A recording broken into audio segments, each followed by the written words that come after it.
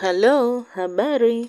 Karibu katika simulizi yetu mpya inayoitwa Mateso ya Kuzimu. Simulizi yetu inaanza hivi. Kisiwa cha Guam kilichoko katika bahari ya Pacific ndio kisiwa kikubwa kuliko kisiwa kingine chochote katika bahari hiyo. Kisiwa hicho kiko umbali wa kilomita zaidi ya 800 kutoka nchini Marekani, ambapo huchukua masaa zaidi ya 18 kusafiri kwa ndege kutoka mji wa New York hadi kufika katika kisiwa hicho. Kama ungepata bahati ya kuona mandhari ya msitu mkubwa unaopatikana kwenye kisiwa cha Guam, ungeona ni miti mirefu yenye matawi mapana, sanjari na nyasi fupi zenye ukijani kibichi wenye kuvutia. Jioni moja katika msitu wa Guam zilisikika sauti za mbwa zilizokwenda sambamba na sauti za miluzi ya ndege waliokuwa wakishangilia na kuimba nyimbo zisizo na maana yoyote katika masikio ya binadamu. Hali ya hewa ilikuwa shwari. Jua la jioni lilikuwa linazama taratibu, huku likiacha mwanga wenye rangi ya njano na mionzi yenye joto hafifu. Kadri muda ulivyokuwa unakwenda kuyoyoma, ndivyo mwangu wa sauti za mbwa na ndege zilivyokuwa zikiyeyuka taratibu. Mambo yale yakawa yanatendeka taratibu, yaani mwanga wa jua ukaanza unazidi kufifia. Giza likawa linachukua hatamu na sauti za mibweko ya mbwa ikawa inaishilizia. Hatimaye giza liliingia na muda mfupi baadaye kila kitu kikawa kimya. Wakati mabadiliko haya ya kidunia yakiendelea kutendeka katikati ya msitu ule, kulikuwa na mwanaume mmoja. Alikuwa taabani, alikuwa amelala chini, damu nyingi zikiwa zimetapakaa mwilini mwake. Alikuwa na majeraha makubwa mwilini.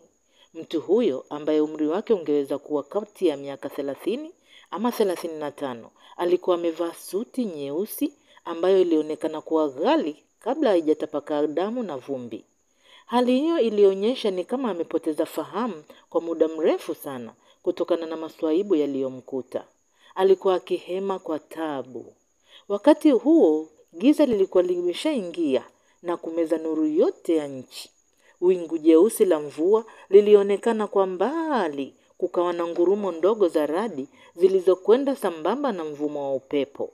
Kiasi cha lisali moja tangu nuru imezwe na giza zito, matone ya mvua yakaanza kushuka kidogo kidogo kwenye msitu ule wa Guam. Matone ya mvua yalipomdondokea mtu yule, fahamu zikamtwaa, zikamrudia. Akafumbua macho, akakunja sura alipogundua na maumivu makali sana mwilini mwake. Alitoa mguno. Maumivu makali yalimwadhibu alipojaribu kusimama. Alijikaza, akajikaza na kujikaza. Hatimaye akanyanyuka na kukaa kitako huku mgongo wake ukiwa umeuegemeza kwenye mti. Akawa anahema kwa nguvu kama katoka kwenye mbio ndefu. Alitumia dakika moja kufikiri ni jambo gani limemfanya awe pale. Alionyesha taharuki kubwa baada ya kukumbuka kila kitu kilichotokea hadi kupelekea kuwa katika hali ile. Alitizama juu kama mtu aliyetegemea kuona kitu fulani, lakini baada ya kuona hakuna alichotegemea, akawa anaoga. Akajaa uoga, akajinyanyua kwa taabu na kusimama wima. Akapiga hatua moja, akaona anaweza kutembea. Akawa anachechemea huku akitizama huku na kule kama mwenye kutafuta kitu fulani, bado hakuweza kuona kile alichotarajia. Giza lilikuwa nene ndani ya msitu huo. Mvua ndogo ikawa inanyesha na kukatika huku upepo ukivuma kwa kasi. Mtu yule alipuyanga katika ule msitu kwa muda wa kama nusu saa. Kwa mbali akawa anasikia sauti ya kitu kama mawimbi. Naam, yalikuwa ni mawimbi ya bahari yaliyokuwa yakijisukuma kwa nguvu katika pwani na kurudi baharini. Akaongeza mwendo kuelekea uelekeo ambao sauti ya mawimbi ya bahari yalisikika. Alipita katika madimbwi na matope, akakatiza vichakani na hatimaye akatokea kwenye fukwe. Giza lilikuwa limezagaa eneo lote la fukwe na bahari. Yule mtu alibaki akimangamanga macho huku na kule. "Anyone here?" alisema kwa lugha ya Kiingereza, akimaanisha kama kuna mtu yeyote hapa. Hakuna kilichosikika zaidi ya mawimbi ya bahari yaliyokuwa yakijisukuma kwa nguvu ukingoni mwa bahari. Mvua ilipungua kidogo na haikuchukua muda mrefu zaidi ikakatika. Mtu yule aliketi chini kwenye mchanga akionekana kukata tamaa. Bado maumivu ya majeraha mwilini mwake yalizidi kumsulubu. Akiwa chini aliingiza mkono mfukoni mwake sasa. Kisha akatoa simu ndogo ya mkononi. Simu ile ilikuwa imezimwa, akaiwasha. Nuru ya mwanga ikaonekana. Uso wake ukaonekana kuwa na faraja, lakini faraja yake ilidumu kwa dakika chache baada ile simu kuwaka. Kwenye kioo cha simu ilionyesha kutokuwepo kwa mtandao. Lilitokea neno lililosomeka network error. Alizima simu na kuiwasha tena. Bado simu ile iliendelea kuwa na tatizo la mtandao. Network ilikuwa haipo. Alisimama akawa anatangatanga mwelekeo mmoja hadi mwingine.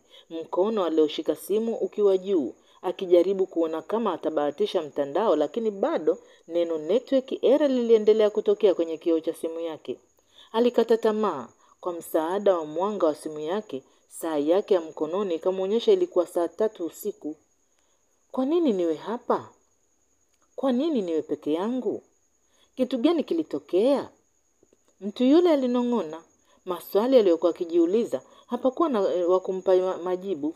Alibaki njia panda. Giza zito lilikuwa limezagaa kwenye kisiwa cha Gwem na lilizidi kumchanganya mtu yule. Akawa anapuyanga ukingoni mwa fukwe akiwa hajui ni wapi anakwenda. Kijiupepo kilichotokea baharini kilifanya maungo ya mwanaume yule kutetemeka. Baridi ikawa ni kitu kingine sasa kilichochochea maumivu ya jeraha baya lililokuwa ubavuni mwake. Sauti moja akilini ikamweleza, endelea kusonga mbele, huko ndiko kuna msaada. Aliitii sauti ile ya moyo mmoja, akazidi kuzipiga hatua kwenda asiko kujua. Kadri muda ulivyokuwa unayoyoma, ndivyo giza zito lilivyokuwa likitanda katika anga na kufanya usiku huo kuwa weusi wa kutisha. Kelele ya mawimbi ya bahari yaliyokuwa yakijibamiza kwenye ufukwe na kurudi baharini ndicho kitu pekee alichokisikia. Eneo lote lilikuwa kimya. Akiwa ametembea umbali kama nusu saa kilomita, ghafla kishindo kikubwa kikasikika umbali wa kilomita kama 2 ama 3. Boom! Saa ilikuwa ni sauti ya kitu kama bomu. Ndani ya muda huo huo mwali wa moto mkali ukaonekana angani na kutawanyika katika anga. Giza nene lilikuwa limetanda likang'aa. Mtu yule alibaki ameduaa kama kile alichokiona. Akili yake ikahamanika na tukio lile.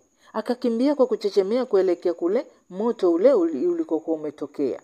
Jamani, alipokuwa akikaribia kwenye tukio lile, sauti za watu waliokuwa wakilia na kuomba msaada zilisikika. Akazidi kusogea. Sauti zile zikazidi kulindima masikioni mwake. Hatimaye akafika eneo lile na kujionea tukio lililokuwa likiendelea. Ndege kubwa ya abiria ya Panasonic Airline ilikuwa ikiungua vibaya mno. Ndani kulikuwa na watu. Alishuhudia tukio baya sana. Abiria waliokuwa wakiungulia ndani ya ndege hiyo, hapakuwa na hata mmoja aliyejishughulisha kutoa msaada kwa watu wale. Kila mtu alikuwa yuko bize kuokoa roho yake. Basi kulikuwa na pilika eneo lile. Huyu alienda kule, huyu alirudi huku. Zilisikika sauti za kina mama zikiwaita watoto wao. Wengine walikuwa wakiomba msaada wa matibabu kutokana na kuvunjika na kupata majeraha mwilini mwao. Hakuna aliyemjali mwenzake wakati ule. Kila mtu aliuangalia uhai wake. Yote hayo yalishuhudiwa na yule mtu akiwa hatua chache tu kutoka eneo lile lenye patashika. Kwa mara nyingine tena akatupa macho kwenye kioo cha simu yake. Bado mtandao ulikuwa haupo. Please help me. Help to move out from fire. Sauti ya mtu mmoja alisikika ikiomba msaada kuondolewa katika moto. Basi wengine walikuwa wakiomba msaada wa matibabu kutokana na kuvunjika na kupata majeraha mwilini mwao. Hakuna aliyemjali mwenzake wakati ule. Kila mtu aliangalia uhai wake. Haraka mtu yule mwenye simu isiyo na mtandao alitoa msaada na kusogeza mbali na moto uliokuwa unawaka katika kwa kasi eneo lile. Na mimi nisaidie, mtu mwingine alimwambia. Jamaa mwenye simu isiyokuwa na mtandao ikabidi afanye kazi ya kuwasogeza watu wote waliokuwa karibu na moto uliokuwa unawaka kwa kasi. Zoezi lile halikuchukua zaidi ya dakika 15. Watu kadhaa walikuwa mbali na moto, kuikui za vilio pekee zilizokuwa zikisikika pale. Tusikilizane, hatimaye mtu yule alisema mbele ya majeruhi wale. We had a very bad plane accident. Most of our fellow passengers lost their lives. We have to thank God for saving us, although we don't know where we are. There is no telephone network in this place, so we have to be patient till tomorrow to see what we can do. Tumepata ajali mbaya ya ndege. Abiria wenzetu wengi wamekufa. Sisi tumshukuru Mungu kwa kutunusuru, ingawa mahali tulipo hatupajui ni wapi na hakuna mawasiliano. Lazima tuvumiliane hadi kesho asubuhi ili tuone nini tutafanya, mtu yule aliwaambia kwa sauti. Jina lako nani kijana? Mzee mmoja alimuuliza. Naitwa Amos. Amos Mikidadi. Naitwa William John. Una roho nzuri sana Amos, alisema mzee. Akapiga kimya kifupi halafu akaendelea kumuuliza. Ulikuwa unasafiri na ndege hii kwenda wapi kabla ya ajali kutokea? Nilikuwa nasafirisha maiti ya mama yangu aliyefariki jijini New York kwa maradhi ya kansa. Nilikuwa naelekea Tanzania kufanya mazishi. Kwa hiyo maiti ya mama yako imeungulia ndani ya ndege? Ndiyo. Pole kwa hilo Amos, mzee William alisema. Amos akatikisa kichwa. Alipotazama kwenye kioo cha simu yake, neno network error liliendelea kuwepo. Kadri muda ulivyokuwa ukiyoyoma, ndivyo ndege ile ilivyokuwa ikishilizia kuungua. Masaa 4 baadaye hakuna kilichosalia. Yalibaki majivu na mabati ya ndege. Ilikuwa yapata saa 10 kasoro alfajiri. Kikundi cha watu wale ambao walikuwa ni manusura Panasonic Airline walikuwa wamejikunyata, huku kila mmoja akimwomba Mungu wake kupambazuke salama ili waweze kupata msaada. Watu zaidi ya 15 kunusurika kwenye ndege ile. Ajali ile ilikuwa ni rekodi ya aina yake katika dunia. Kila mtu alishangaa kuwa hai katika ajali mbaya ya ndege. Waliendelea kujikunyata wakitetemeka kutokana na baridi na ukali wa maumivu ya majeraha katika miili yao. Wakiwa kwenye utulivu ule, mara ilisikika sauti ya ikitokea ndani ya msitu. Msaada, nakufa, nisaidieni, sauti ilisikika. Ni nani huyo? Mtu mmoja aliuliza. Atakuwa mwenzetu, mtu mwingine alisema. Kakumbwa na nini? Sijui. Sasa tukamsaidie na giza lote hili? Mwingine alidakia kwa woga. Kelele za mwanamke zilizidi kuvuruga nafsi zao. Kelele zile zilimvuruga zaidi Amos. Aliduaa. Hakuamini kile kilichokuwa kikisikika masikioni mwake. Sauti ile ilikuwa ni ya mama yake, ambaye alimsafirisha ndani ya ndege akiwa maiti iliyohifadhiwa ndani ya jeneza. Si alikuwa maiti na ameungulia ndani ya ndege? Akaonong'ona peke yake akiwa na wasiwasi. Sasa vipi tena sauti ya mtu aliyekuwa amekufa itokee ndani ya msitu? Akaendelea kuwaza. Ni sauti ya mama yangu.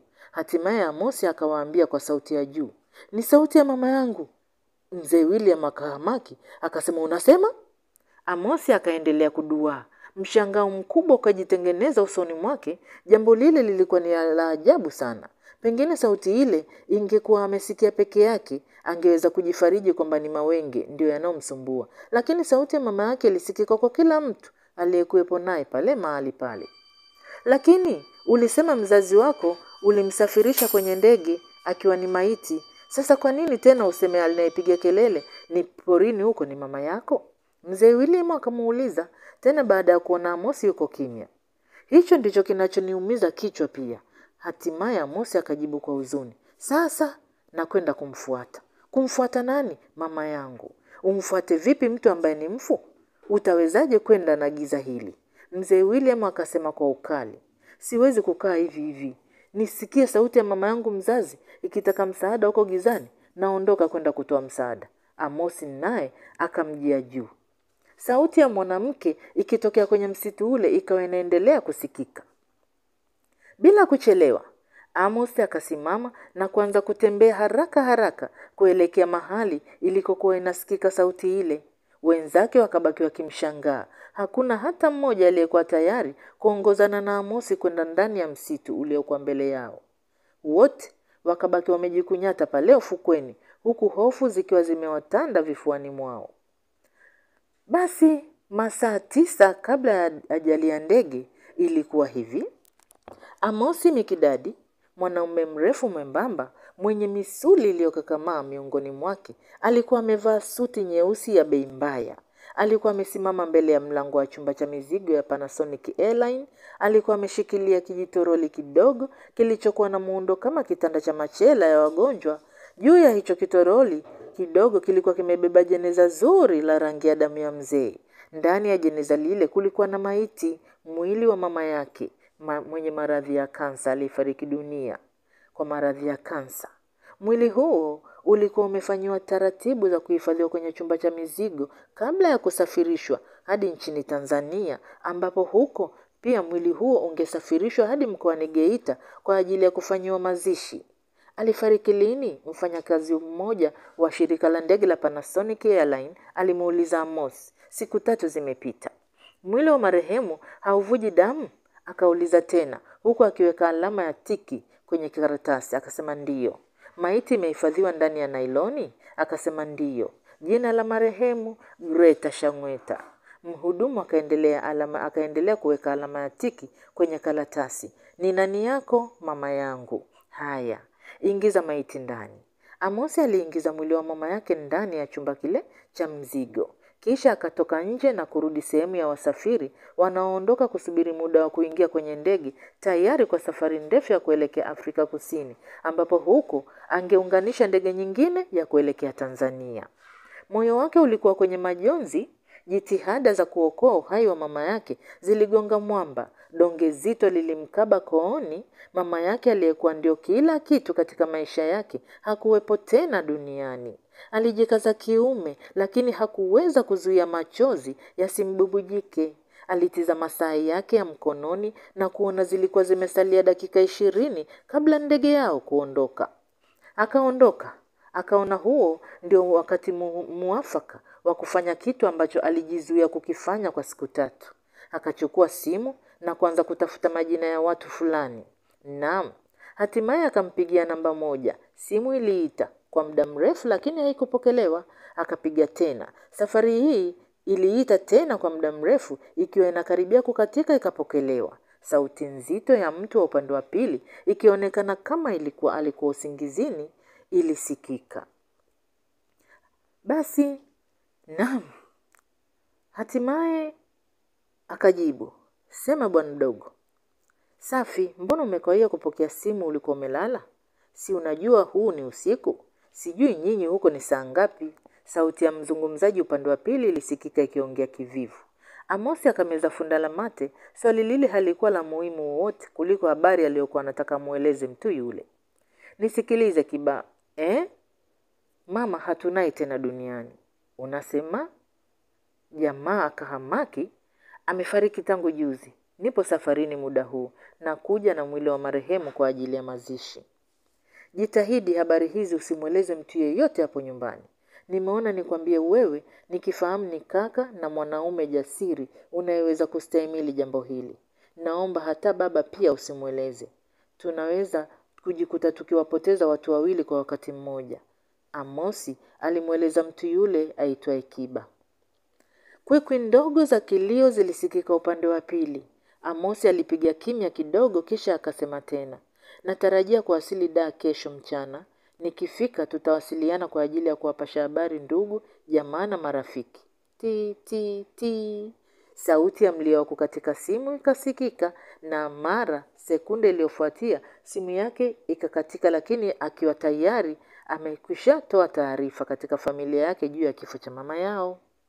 Basi aliendelea kuketi kwenye benchi lile hadi tangazo liliposikika kutokea kwenye spika zilizokuwa ndani ya uwanja ule wa ndege kuwataka abiria wote wa Panasonic Airline kuingia ndani ya ndege. Abiria wakasimama na kuelekea ndani ya uwanja. Amosi naye alikuwa miongoni mwao. Muda mfupi baadaye ndege ilikuwa ikikata mawingu, ikawa zaidi ya kilomita 8,000 kutoka jiji la New York. Wakiwa angani umbali zaidi ya futi 4,000, mara sauti ya mhudumu ikasikika kupitia kwenye spika zilizokuwa ndani ya ndege hiyo. Ndugu abiria, sauti ilianza kusema. Ndege yetu imezima injini ya upande mmoja. Marubani wetu wanaangalia uwezekano wa kutafuta uwanja wa dharura kwa ajili ya kutua. Tunaomba muwe watulivu. Taarifa hiyo ilizua tafrani, watu ndani ya ndege wakaanza kupiga kelele za hofu. Sauti zile ni kama vile ziliongeza nuksi sasa. Ndani ya muda huo huo, ndege ile ikaanza kutoa mkoromo mbaya na mara ikaanza kushuka kwa kasi kuelekea ardhini tayari kwa kujibamiza. Vilio vya watu vikarindima, sauti ya mkoromo wa injini ya ndege ikawa kubwa, mchanganyiko ule wa sauti ukafanya makelele mengi ndani ya ndege ile.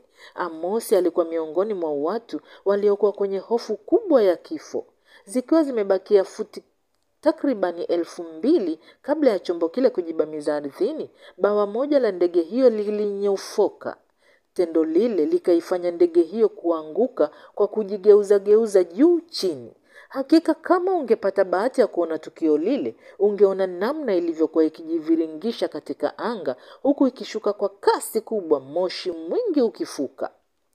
Kila sekunde iliyokuwa ikisogea ndivyo namna matukio ya kutisha kwenye ajali ile yalivyokuwa yakiendelea kutokea. Kwa muda wa sekunde zisizozidi 10, tayari kulitokea tukio lingine baya.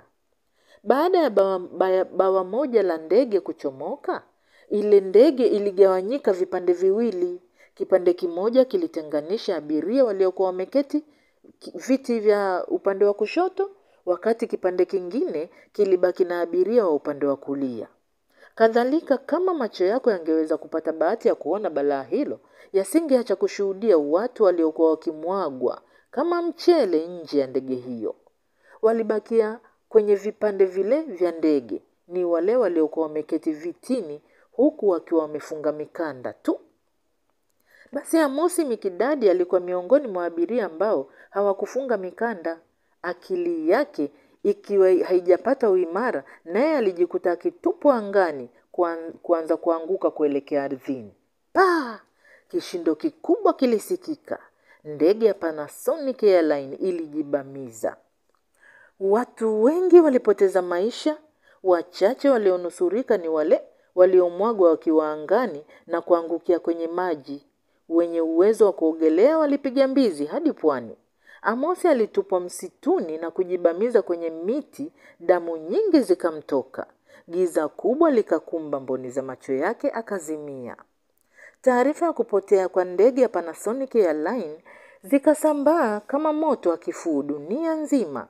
Habari kutoka mamlaka ya hali ya hewa nchini Marekani, American Meteorological Agency, zikatoa taarifa kwamba ndege hiyo iliyokuwa ni abiria takribani 250 haijulikani iko wapi. Walikuwa 250. Taarifa hiyo ikamstua kila mtu. Lililokuwa ni tukio lililogusa hisia za watu wengi duniani. Kupitia kamera mbalimbali za satellite waliweza kuiona picha chache za ndege hiyo ikiwa angani muda mfupi baada ya kupaa, lakini hapakuwa na picha hata moja iliyoonyesha namna ukomo wa safari yake. Jambo hilo lilimchanganya kila mtu. Baadhi ya watu wakaanza kuhusisha na uchawi. Nchini Tanzania, huko mkoani Geita, katika familia ya mzee Mikidadi, Kiba alikuwa katika mchanganyiko mkubwa juu ya taarifa ya msiba aliyopata.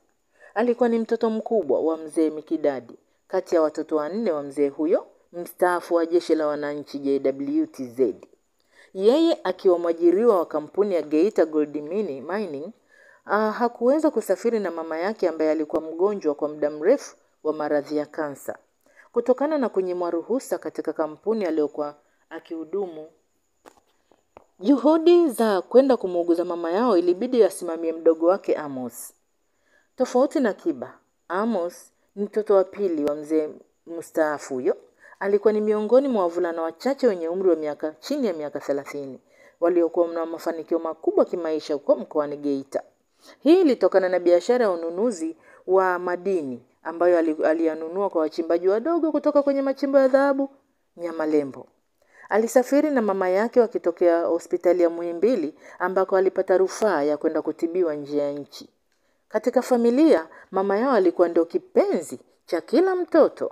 Hapakuwa na mtu aliyekuwa na furaha tangu mwanamke yule akumbwe na maradhi yaliyomlaza kitandani kwa muda mrefu. Wakiwa ni watu wenye mategemeo tangu asafirishwe kwa ajili ya matibabu nchini Marekani, hawakujua kabisa kama mtu yule alikuwa ameaga dunia. Mtu pekee aliyekuwa nchini ambaye alikuwa amekushapata kujua kuhusu kifo cha mzazi wao ni Kiba peke yake. Alikesha usiku kucha akitokwa na machozi. Kifo cha mama yake kilimchoma mno moyoni. Alijitahidi kujikaza kiume, lakini maumivu ya kumpoteza mama yake yalimzidi nguvu. Alilia na kulia usiku ule. Alitambua namna alivyojisikia. Wadogo zake wa kike watakuwa taabani zaidi kama wakipata taarifa zile. Lakini aliendelea kutambua baba yao ambaye uzee ulikuwa umekushabisha hodi. Anaweza kufa kwa presha kama akijua mke wake amekufa. Kamwe hakupenda kuona mzee huyo wanampoteza. Hapakuwa na namna ya kuficha jambo hilo. Aliamini palikuwa na namna nzuri tu ya kufikisha taarifa mtu yule bila kuathiri afya yake. Ndiye mzazi pekee aliyekuwa amebakia duniani kwa wakati huo. Thamani yake ilikuwa kubwa kuliko hata kontena la dhahabu. Ambacho Kiba hakujua ni kwamba kulikuwa na tukio jingine baya lililotokea katika maisha ya Amosi. Hakujua kabisa kama ndege aliyoipanda ndugu yake akisafirisha maiti ya mama yao ilikuwa imepata ajali mbaya katika kisiwa cha Guam. Asubuhi kulipokucha, hakuonyesha dalili yoyote kwa ndugu zake kama kumetokea jambo baya. Alijitahidi kwa wakati wote kupamba uso wake kwa tabasamu. Kila mtu katika familia alitegemea Amos angerejea na mama yao akiwa amepona maradhi ya kansa yaliyokuwa yakimsumbua kwa muda mrefu. Taarifa ya kifo cha mama yao iliendelea kubaki siri ya Kiba. Mbona Amos hapatikani kwenye simu? Mzee Mikidadi alihoji Kiba siku hiyo. Kweli? Ndiyo, inawezekana matatizo ya network. Uliwasiliana naye siku za karibuni? Mzee yule akauliza. Ndiyo, jana niliongea naye. Mama yenu anaendeleaje? Anaendelea vizuri kabisa. Kiba alidanganya.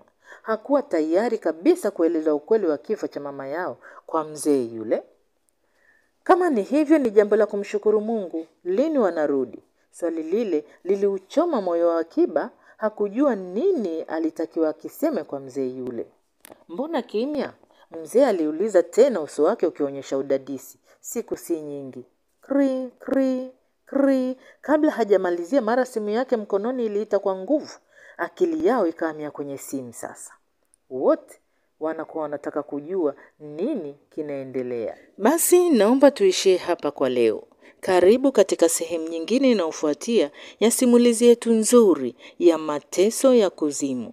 Kama ni mara yako ya kwanza kuangalia video hizi, na kukumbusha usisahau kusubscribe ili uweze kupata taarifa ya video zingine tutakazokuwa tukizileta. Asante kwa kuwa nasi mpaka mwisho. Kwa heri.